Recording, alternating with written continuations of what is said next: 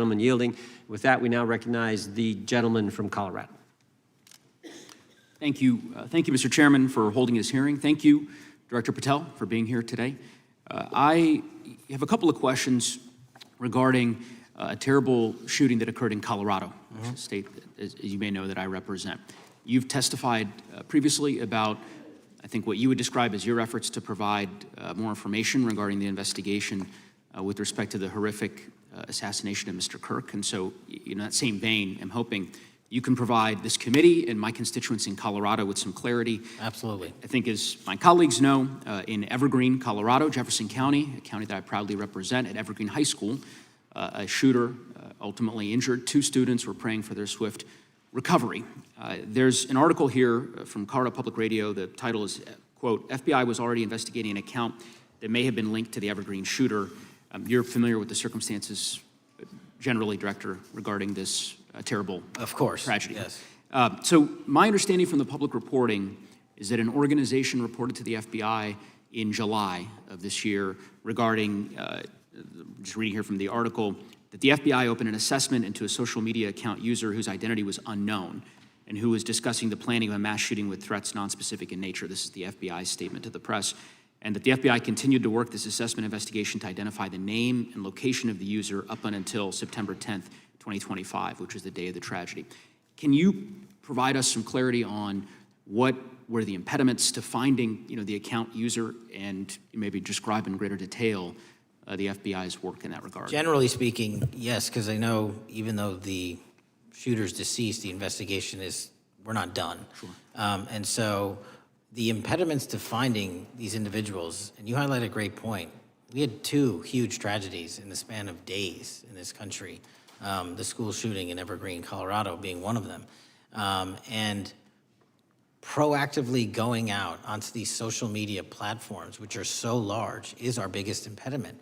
And we need to rely on the service providers. There's actual legislation, I can't remember the name of it, that's up for renewal, which will, and I think at the end of the month, which gives service providers the ability to report that information in from their end without liability. We need that to continue, because while the FBI has so many people and the police are great at doing it, there's just too many platforms to cover down on.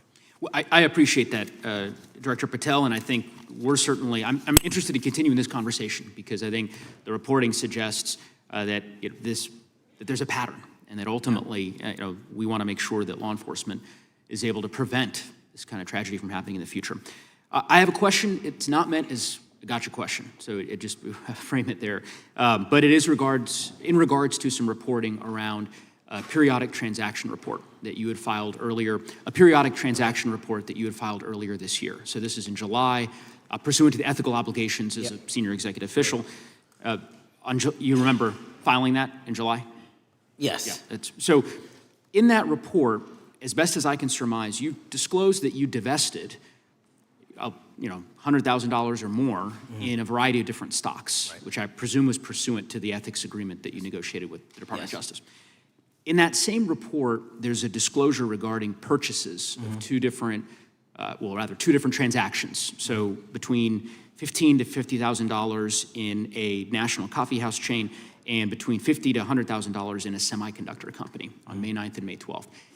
Are those transactions that you're doing personally, or are these through a stockbroker, or are these transactions that you're handling yourself? So how they happen is I submit proposals under DOJ guidance to say, hey, I would like to trade this or that, and they run their review, and the FBI runs a review, and then they come back and say yes or no, and then I make the transaction. Is there a reason that you decided to make the purchases into those 2 companies?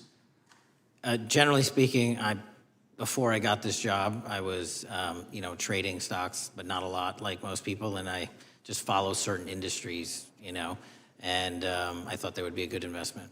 So the reason why I ask, right, because you had divested in other companies, and I presume that wasn't because there were actual conflicts. It's just that you wanted to avoid an appearance of impropriety. It was both. Both, but not all of the companies were conflicts. Whatever they make divested from. I don't make the call, they make the call. Sure. Yeah. I guess my point would be, the reason why I ask is, why I said it's not a gotcha question, I have for years led an effort here in Congress to try to ban members of Congress senior executive officials from trading stocks. And it's bipartisan in nature. We're working really hard to get that done, Republicans and Democrats.